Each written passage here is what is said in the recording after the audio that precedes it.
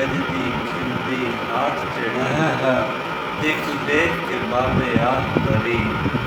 मैं पूछा बाबा खैर कहे तू खुश थी बदल ना दिन पे क्यों एदा थी परेशान गए। ये बाबे आख्या कुछ ना कुछ इवें पिछले टू चौ सालां तो सब घोड़ा खादी वहदा है। साडी फसल भी थी भर गई है सारा माल भी भुख तो मर गया है।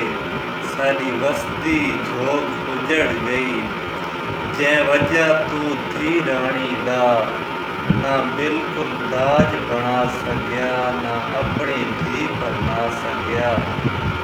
जै वजह तू थी रानी दा ना बिल्कुल दाज बना सकिया ना अपनी धी बना सकिया। इस साल में बदल नहीं वसदा मेरी अखियां सैल वस को सन। हंजुआ दे सैलाब अगे मैं हौसला आखिर हर वजने जे धी दे हाथ ना पीले थे मैं डुब के बछड़ा मार वजने मैं डुब के बछड़ा मार वजने। बहुत अच्छी